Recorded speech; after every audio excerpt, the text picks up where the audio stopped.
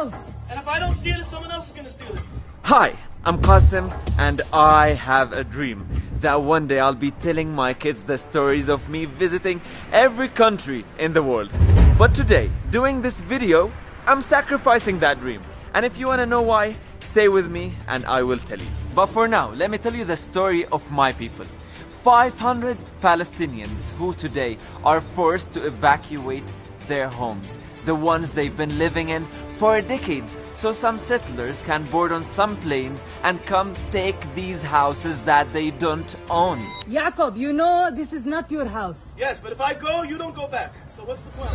Imagine an unjust court telling you that you have to leave the house you grew up in, the one you got married in, the one that you were planning to spend the rest of your life in. So someone from, I don't know, the US can come and steal the house illegally and be proud about it.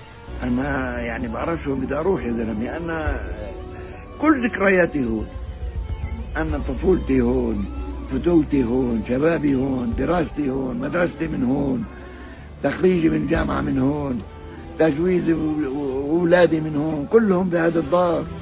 كل حجر بالدار بيحكي قصة عندي. What's being stolen here is the last glimpse of hope that maybe one day Palestinians in Jerusalem will get justice. Especially that this neighborhood is well located in the heart of Palestinian Jerusalem, and it's unacceptable for an Israeli settlement to be there.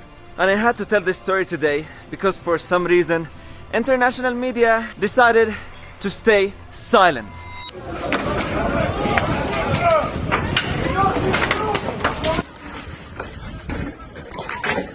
So, Israel claims that before 1948, these lands and houses belonged to Jews. And court has decided that the claim is right. But are you really serious, dear court? Before 1948, Palestinians, Muslim and Jews lived peacefully together. نحن فلسطينيون يهود ونريد أن نعيش تحت الحكم الفلسطيني. And no Palestinian would take the land or house of another Palestinian or human. That's only what Israel does, not us. But if you're actually serious, how about you give my grandfather back his house in Jaffa, the one he lost in 1948? Of course you wouldn't. But anyway, the real story here is that Jordan donated these lands in Jerusalem, and UNRWA decided to donate the money to build houses on them, so these refugees from Jaffa and other parts of occupied Palestine can have homes after Israel occupied their homes. So imagine getting kicked out of your house twice due to occupation. First in 1948 from Jaffa and other parts of occupied Palestine, and 60 years later from Jerusalem.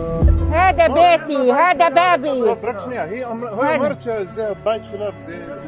لمين تشكي والقاضي غريمة؟ لمين؟ Dear world, my people are told occasionally, why don't you just make peace with Israel? It's all in the past now, just get over it. But you have to understand that what's happening is an ongoing occupation. Lands are still being taken. Settlements, illegal ones, are still being built, and the people of Sheikh Jarrah neighborhood are fighting for their right to stay in their homes right this moment you're watching. They're being assaulted, brutally beaten and killed. And that's why I had to talk about it. And this is not just news. You can easily follow and see what's happening live if you go on some accounts on Instagram of the people who are living there. I can see live what's happening there, and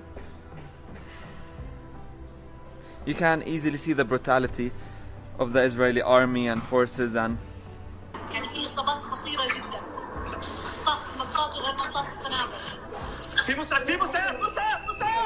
back to my dream. It's quite known that Israel controls the borders of Palestine, and they don't let anyone in if they speak up about what's happening. So, I'm sad to tell you that probably I will visit every country in the world and tell my kids the stories, but not of my own Palestine.